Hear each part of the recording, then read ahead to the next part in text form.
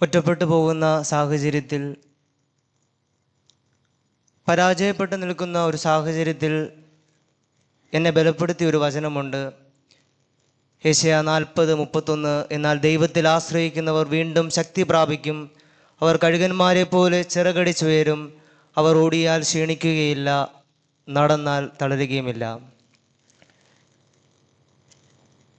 സ്നേഹമുള്ളവരെ, കഴിഞ്ഞ ഫെബ്രുവരി 17-ാം തീയതി ആയിരുന്നു നമ്മളിങ്ങനെ ഒരുമിച്ച് കൂടിയിരുന്നത്. അന്നും ഇതുപോലെ ഞാൻ ഈ സെയിം കാപ്പയിലായിരുന്നു. എൻ്റെ വത്സല മാതാവ് ഈ സെയിം സാരിയിലായിരുന്നു. എൻ്റെ അപ്പനും ഈ സെയിം ഷർട്ടിലായിരുന്നു. അന്ന് പക്ഷേ ഞാൻ എൻ്റെ സെമിനാരി ജീവിതമെല്ലാം പൂർത്തിയാക്കി ഫെബ്രുവരി 13-ന് തിരുപ്പട്ടം സ്വീകരിച്ച് 17-ാം തീയതി ഉച്ചയ്ക്ക് 2:30-ക്ക് ഈ ബലിപീഠത്തിൽ നിന്ന് ബലിയർപ്പിക്കുന്ന സമയമായിരുന്നു. അതുകൊണ്ട് തന്നെയാണ് രാവിലെ പലരും ശവസംസ്കാരം നടത്താമെന്ന് പറഞ്ഞപ്പോഴും എൻ്റെ ഒരു ആഗ്രഹം അതായിരുന്നു, ഉച്ച കഴിഞ്ഞ് വേണം, ഞാൻ പരിശുദ്ധ ബലിയർപ്പിച്ച ആ സമയത്ത് തന്നെ ആകണം എൻ്റെ അമ്മയുടെ മൃതസംസ്കാരം എന്നും. പ്രിയമുള്ളവരെ, അന്ന് ഞാൻ നന്ദി പറഞ്ഞപ്പോൾ അമ്മയ്ക്ക് വേണ്ടി നന്ദി പറഞ്ഞത് ഇങ്ങനായിരുന്നു: സഹനത്തിലൂടെ കൃപ കണ്ടെത്തിയ ഒരു മാതാവായിരുന്നു എൻ്റെ വത്സല മാതാവ് എന്ന് ആയിരുന്നു. വൈറലിൻ്റെയും ട്രെൻഡിങ്ങിൻ്റെയും ഒക്കെ ഒരു കാലമായതുകൊണ്ട് നമ്മുടെ പ്രിയപ്പെട്ട ബദനി മഠത്തിലെ പ്രസൂന സിസ്റ്റർ ആ ഭാഗം കട്ട് ചെയ്ത് സഹനത്തിലൂടെ കൃപ കണ്ടെത്തിയ ഒരു മാതാവിൻ്റെ കാര്യം എന്ന് പറഞ്ഞുകൊണ്ട് സിസ്റ്റർ യൂട്യൂബിൽ ഒരു പോസ്റ്റ് ഇട്ടു. എന്നിരുന്നാലും ഞാൻ എന്തൊക്കെയോ അന്ന് പറഞ്ഞതെന്ന് എനിക്കറിയില്ലായിരുന്നു. പക്ഷേ ഞാൻ വീണ്ടും ആവർത്തിച്ച് പലപ്പോഴും കേൾക്കാറുണ്ട്. ഞാനിപ്പോൾ ശുശ്രൂഷ ചെയ്യുന്ന പട്ടം കത്തീഡ്രലിലെ ഗ്രൂപ്പുകളിലൊക്കെ ഇങ്ങനെ എപ്പോഴും നിരന്തരം ഇങ്ങനെ ഷെയർ ആവുന്നതൊക്കെ ഞാൻ കണ്ടിട്ടുണ്ട്. വീണ്ടും ഇന്നലെ രാത്രി നമ്മുടെ ഒരു അച്ഛൻ എന്നെ വീണ്ടും പ്രസൂന സിസ്റ്റർ കാണിച്ച അല്ലെങ്കിൽ ചെയ്ത ഒരു വീഡിയോ എന്നെ കാണിച്ചു. അതിൻ്റെ ക്യാപ്ഷൻ ഇപ്രകാരമായിരുന്നു: ഞങ്ങളുടെ സഹനപുത്രി വിട വാങ്ങി. പ്രിയമുള്ളവരെ, ഇന്ന് ഈ അൾത്താരയിൽ നിൽക്കുമ്പോൾ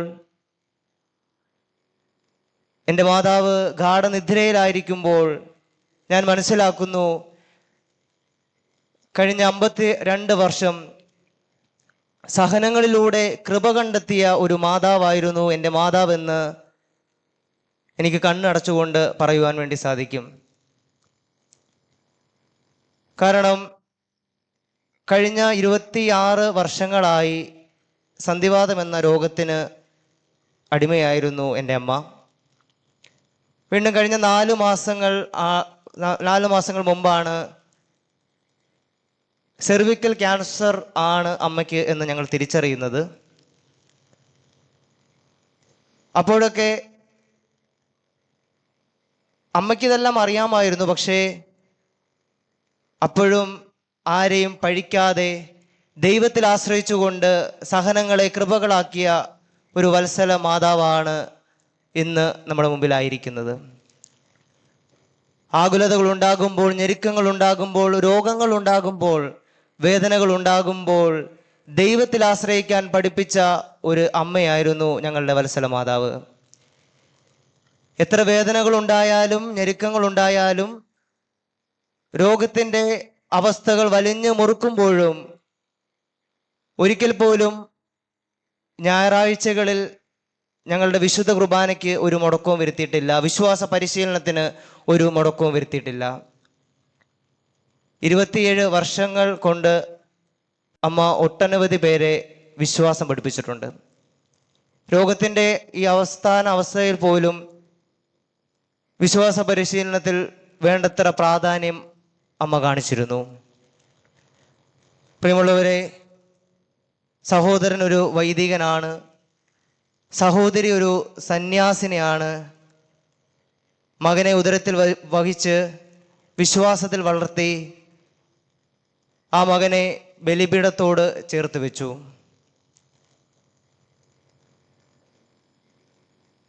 അങ്ങനെ ചെയ്യേണ്ട കാര്യങ്ങളെല്ലാം യഥാക്രമം ചെയ്തുകൊണ്ടാണ് വത്സല മാതാവ് ഈ ലോകത്തോട് വിട പറഞ്ഞിരിക്കുന്നത്.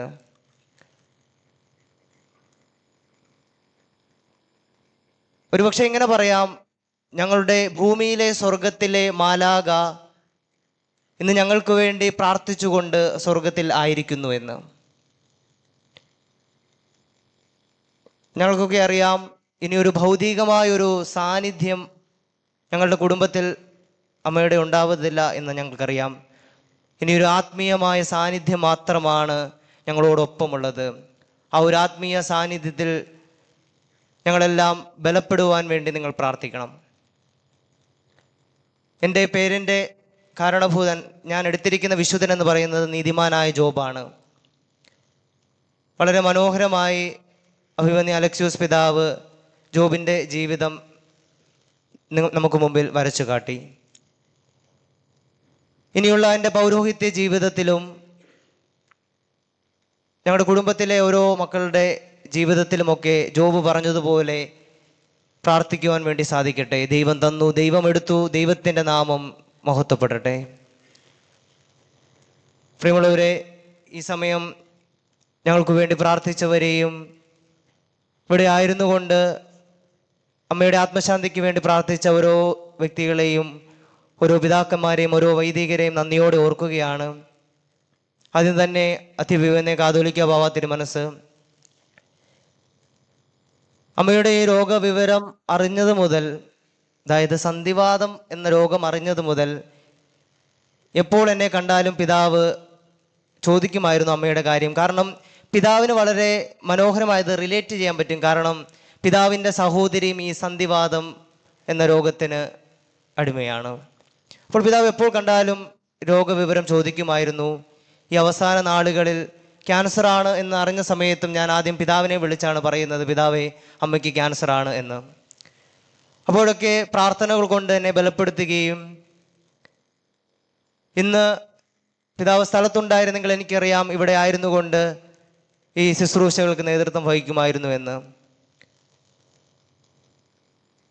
1 മണിക്കൂർ മുമ്പേയും പിതാവ് എന്നെ വിളിച്ചു, ബലപ്പെടുത്തി, ശക്തിപ്പെടുത്തി. റോമിന് പോകുന്നതിന് മുമ്പ് ICUവിൽ വന്ന് കണ്ട് പ്രാർത്ഥിക്കുകയും ഒക്കെ ചെയ്തു. ഈ സമയം ഞങ്ങളുടെ കുടുംബത്തിൻ്റെയും പ്രത്യേകിച്ച് ഡാനിലച്ചൻ്റെ പേരിലുള്ള നന്ദിയും സ്നേഹവും അത്യഭിമന്യ കാതോലിക്ക ബാവ തിരുമനസ്സിന് അറിയിക്കുകയാണ്. അതുപോലെ തന്നെ ഇന്നത്തെ ഈ അവസാന ശുശ്രൂഷകൾക്ക് നേതൃത്വം വഹിച്ച സിൽവാനോസ് പിതാവും അലക്സ്യൂസ് പിതാവും, ഞാനും സിൽവാനോസ് പിതാവും ഒരേ ക്യാമ്പസിലാണ്, സെൻറ് മേരീസ് കത്തീഡ്രൽ ക്യാമ്പസിലാണ് ഞാനും പിതാവും താമസിക്കുന്നത്. രോഗവിവരം അറിഞ്ഞ നാൾ മുതൽ ഞാൻ പിതാവിൻ്റെ അടുക്കൽ ചെല്ലുകയും, പിതാവേ, ഇങ്ങനെയൊക്കെയാണ് കാര്യങ്ങളെന്ന് പറയുകയും ഒക്കെ ചെയ്യുമ്പോൾ, ധൈര്യമായിരിക്കൂ അച്ഛ എന്നാണ് പിതാവ് എപ്പോഴും എന്നെ കാണുമ്പോൾ പറയുന്നത്. ധൈര്യത്തിനൊരു കുറവുമില്ല, ധൈര്യമായിട്ട് തന്നെയാണ് ഇപ്പോഴും ആയിരിക്കുന്നത്. അഭിമന്യ പിതാവേ, അങ്ങ് ഞങ്ങളുടെ കുടുംബത്തോട് കാണിച്ച സ്നേഹത്തിനും വാത്സല്യത്തിനും പ്രാർത്ഥനകൾക്കും കരുതലിനും ഞങ്ങളുടെ കുടുംബത്തിൻ്റെ പേരിലുള്ള നന്ദിയും സ്നേഹവും ഇത്തരണത്തിൽ അറിയിക്കുന്നു. അഭിമന്യ അലക്സ്യൂസ് പിതാവ് എൻ്റെ മൈനർ സെമിനാരി റെക്ടറാണ്. എന്നെ പരിചയപ്പെടുന്നതിന് മുമ്പ് തന്നെ പിതാവ് അമ്മയെ പരിചയപ്പെട്ടിട്ടുണ്ട്. നിങ്ങൾ ശ്രദ്ധിച്ചോ എന്നറിയത്തില്ല, പിതാവ് എപ്പോഴും അമ്മയെ കാണുമ്പോൾ ജയാമേ എന്നാണ് വിളിക്കുന്നത്. ഇന്ന് പ്രസംഗിച്ചുകൊണ്ടിരുന്നപ്പോഴും അതുതന്നെയാണ്, ജയാമേ എന്നാണ് പിതാവ് വിളിച്ചത്. അത്രത്തോളം കരുതലും സ്നേഹവും പിതാവിന് അമ്മയോടുണ്ട്.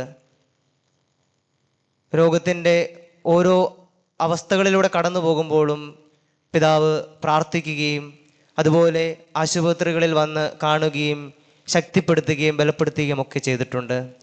അഭിമന്യ അലക്സ്യൂസ് പിതാവിനെയും ഇത്തരണത്തിൽ നന്ദിയോടെ ഓർക്കുന്നു. ഒത്തിരിയേറെ വൈദികർക്കും പിതാക്കന്മാർക്കുമൊക്കെ ഭക്ഷണം വെച്ച് കൊടുക്കാൻ ഒത്തിരിയേറെ ആഗ്രഹം കാണിച്ചിട്ടുള്ള ഒരമ്മയാണ് എൻ്റെ അമ്മ. എത്ര വേദനയുണ്ടായാലും, എത്ര ബുദ്ധിമുട്ടുണ്ടായാലും പ്രയാസങ്ങൾ ഉണ്ടായാലും ഇവിടെ ഇരിക്കുന്ന വൈദികർക്കൊക്കെ അറിയാം, അവർക്കെല്ലാം ആവശ്യമായ ഭക്ഷണമൊക്കെ വെച്ച് വളരെ സന്തോഷത്തോടെ അവരുടെ വയറ് നിറച്ച ഒരു സഹനപുത്രി തന്നെയാണ് എൻ്റെ അമ്മ. അതുകൊണ്ട് തന്നെ ആയിരിക്കണം ഒട്ടനവധി പിതാക്കന്മാരാണ് ഭവനത്തിലും ദേവാലയത്തിലും ആയിരുന്നു വന്ന് പ്രാർത്ഥിക്കുകയും ഇതുപോലെ ഒട്ടനവധി വൈദികരാണ് ആശുപത്രിയിലൊക്കെ വന്ന് പ്രാർത്ഥിക്കുകയും ഒക്കെ ചെയ്തത്. പ്രാർത്ഥനകൾ കൊണ്ടും സാന്നിധ്യം കൊണ്ടും കുടുംബത്തെ ബലപ്പെടുത്തിയ അഭിമന്യ പിതാക്കന്മാരെ ഈ സമയം നന്ദിയോടെ ഓർക്കുന്നു. അഭിമന്യ വിൻസെന്റ് മാർ പൗലോസ് പിതാവ്, സാമുവേൽ മാർ ഐറീനോസ് പിതാവ്, മാത്യൂസ് മാർ പോളികാർപ്പസ് പിതാവ്, ജോഷു മാർ ഇഗ്നാത്യൂസ് പിതാവ്, കുര്യാക്കോസ് മാർ ഒസ്താത്യോസ് പിതാവ്, യൂഹാനോൻ മാർ ക്രിസ്തോസം പിതാവ്, ആന്റണി മാർ സിൽവാനോസ് പിതാവ്, തോമസ് മാർ യൗസേബിയസ് പിതാവ്, അതുപോലെ തന്നെ പുനലൂർ രൂപത അധ്യക്ഷൻ സിൽവസ്റ്റർ പൊന്നുമുത്തം പിതാവിനെയും ഇത്തരണത്തിൽ നന്ദിയോടെ ഓർക്കുകയാണ്. സാന്നിധ്യം കൊണ്ട് ഇവിടെ എത്താൻ സാധിച്ചിട്ടില്ലെങ്കിലും ഫോണിലൂടെ എന്നെയും ഡാനിയലച്ചനെയും ഒക്കെ വിളിക്കുകയും പ്രാർത്ഥനകൾ കൊണ്ട് ശക്തിപ്പെടുത്തുകയും ചെയ്ത കീവർഗീസ് മാർ മക്കാറിയോസ് പിതാവ്, ജോർജ് പനന്തുണ്ടിൽ പിതാവ്, യൂഹാനൻ മാർ തെയോഡോഷ്യസ് പിതാവ്, തോമസ് മാർ അന്തോണിയസ് പിതാവ്, ഈ പിതാക്കന്മാരെയും ഏറ്റവും സ്നേഹത്തോടെ നന്ദിയോടെ ഓർക്കുകയാണ്. പ്രിയമുള്ളവരെ, രോഗത്തിൻ്റെ അവസ്ഥ മൂർച്ഛിച്ച് അവസാനമായി പുനലൂർ താലൂക്ക് ആശുപത്രിയിലെ ICUവിലാണ് അമ്മ കിടന്നിരുന്നത്. കഴിഞ്ഞ 6-7 ദിവസങ്ങളായി താലൂക്ക് ഹോസ്പിറ്റലിൽ തന്നെയായിരുന്നു. പലപ്പോഴും വന്യപിതാക്കന്മാരും ഏകദേശം 50-ൽ കൂടുതൽ വൈദികർ വന്ന് ICUവിൽ വന്ന് കാണുകയും പ്രാർത്ഥിക്കുകയും ഒക്കെ ചെയ്തിട്ടുണ്ട്. അപ്പോൾ പലപ്പോഴും സെക്യൂരിറ്റീസ് വന്ന് ചോദിക്കുന്നുണ്ടായിരുന്നു, ആരാണ് ഈ കിടക്കുന്നത്, വല്ല VIP ആണോ എന്ന്. പ്രിയമുള്ളവരെ, ഞങ്ങളെയൊക്കെ സംബന്ധിച്ച് ഞങ്ങളുടെ അമ്മ ഒരു VIP തന്നെയാണ്. അതുകൊണ്ട് തന്നെ ആയിരിക്കണം ഇത്രയേറെ വൈദികരുടെ പ്രാർത്ഥനകൾ ഈ അമ്മയ്ക്ക് ഒപ്പം ഉണ്ടായിരുന്നു. നിങ്ങൾ ശ്രദ്ധിച്ചോ എന്നറിയത്തില്ല, 2 കീമോ ഒക്കെ കഴിഞ്ഞ് വളരെ അവശയായിട്ടാണ് എൻ്റെ അമ്മയെ എനിക്ക് കാണുവാൻ സാധിച്ചത്. പക്ഷേ എൻ്റെ ഈ കൈവെള്ളയിൽ കിടന്ന് അവസാന ശ്വാസം വലിക്കുമ്പോഴും എനിക്ക് ആ മുഖത്തെ പ്രസന്നത കാണുവാൻ സാധിച്ചിട്ടുണ്ട്. ഇപ്പോൾ നിങ്ങൾ നോക്കിയാലും നിങ്ങൾക്ക് മനസ്സിലാകും, വളരെ പ്രസന്നതയോടും വളരെ തേജസ്സോടും കൂടിയാണ് ശാന്തമായി കിടക്കുന്നത്. അതിനൊക്കെ കാരണം ഈ വന്യ വൈദികർ ഞങ്ങളെ പ്രാർത്ഥനകൾ കൊണ്ട് ബലപ്പെടുത്തിയത് കൊണ്ട് മാത്രമാണ്. ഈ സമയം തിരുവനന്തപുരം രൂപതയിലെയും മറ്റെല്ലാ രൂപതകളിൽ നിന്ന് ഞങ്ങളെ പ്രാർത്ഥനകൾ കൊണ്ട് ബലപ്പെടുത്തിയ വന്യ വൈദികരെ ഓർക്കുകയാണ്. പ്രത്യേകിച്ച് തിരുവനന്തപുരം രൂപതയുടെ വികാരി ജനറൽ വന്യ വർക്കി ആറ്റുപുറത്ത് കോറപ്പിസ്കോപ്പാച്ചനെയും വന്യ തോമസ് കയ്യാരിക്കലച്ചനെയും പാറശാല രൂപത VG ജോസ് കോന്നാത്തവളയച്ചനെയും മാവേലിക്കര രൂപത VG ജോബച്ചനെയും ഈ സമയത്ത് നന്ദിയോടെ ഓർക്കുന്നു. അതുപോലെ എൻ്റെയും ഡാനിയലച്ചൻ്റെയും ബാച്ച്മേറ്റ്സ് ഒത്തിരി പേർ ഇന്നലെ രാത്രിയിലും ഇന്ന് രാവിലെയും ഒക്കെ ആയിട്ട് ഇവിടെ കടന്നു വന്നിട്ടുണ്ട്. അവരെയെല്ലാം നന്ദിയോടെ ഓർക്കുകയാണ്. പ്രത്യേകിച്ച് എടുത്തു പറയേണ്ടത് എൻ്റെ കൂടെ പട്ടം സ്വീകരിച്ച എൻ്റെ 6 സഹോദരന്മാരാണ്. കഴിഞ്ഞ 3-4 ദിവസമായി കുർബാന ചൊല്ലുവാനല്ലാതെ അവർ ഈ ഹോസ്പിറ്റൽ വിട്ടു പോയിട്ടില്ല. പലപ്പോഴും ഞാൻ വരാന്തകളിലൂടെയൊക്കെ നടക്കുമ്പോൾ അവിടെ ഇരുന്നും തറയിൽ കിടന്നുമൊക്കെ ഉറങ്ങുന്ന എൻ്റെ 6 സഹോദരന്മാരെ എനിക്ക് കാണുവാൻ സാധിച്ചിട്ടുണ്ട്. പലപ്പോഴും ഹോസ്പിറ്റലിലുള്ളവർ വിചാരിച്ചിരിക്കുന്നത് ജയാമ്മയ്ക്ക് 7 അച്ഛൻ മക്കളാണ് എന്നാണ്. കാരണം അത്രത്തോളം ഒരു സ്വാന്തനവും കരുതലുമാണ് എൻ്റെ കൂടെ പട്ടം സ്വീകരിച്ച ഈ ബാച്ചുകാർ എന്നോട് കാണിച്ചിരിക്കുന്നത്. എൻ്റെ അപ്പൻ അവരെ വിളിക്കുന്നത് ബ്ലാക്ക് ക്യാറ്റ്സ് എന്നാണ്. കാരണം ഇടം വലം തിരിയുമ്പോൾ ഞങ്ങളോടൊപ്പം 2 പേർ വീതം ഉണ്ടായിരുന്നു. സ്നേഹമുള്ള എൻ്റെ സഹോദരങ്ങളെ, നിങ്ങൾ ഞങ്ങളുടെ കുടുംബത്തോട്, പ്രത്യേകിച്ച് മമ്മിയോട് കാണിച്ച സ്നേഹത്തിന്, കരുതലിന് ഞങ്ങളുടെ കുടുംബത്തിൻ്റെ പേരിലും ഡാനിയലച്ചൻ്റെ പേരിലുമുള്ള നന്ദി സ്നേഹവും ഉത്തരണത്തിൽ അറിയിക്കുകയാണ്. അതുപോലെ നന്ദി അറിയിക്കേണ്ട മറ്റൊരു വ്യക്തിത്വമാണ് ഞങ്ങളുടെ വികാരിയച്ഛൻ. കുഞ്ഞുനാൾ മുതൽ ഏകദേശം 13 വയസ്സ് പ്രായം ഉള്ളപ്പോൾ മുതൽ CC അച്ഛനുമായിട്ട് അമ്മയ്ക്കൊരു ആത്മീയ ബന്ധമുണ്ടായിരുന്നു. വികാരിയായിട്ട് ഇവിടെ കടന്നു വരുമ്പോഴും ഇന്നലെ അച്ഛൻ വീട്ടിൽ വന്നപ്പോൾ വൈകാരികമായിട്ട് സംസാരിക്കുന്നതൊക്കെ കണ്ടു.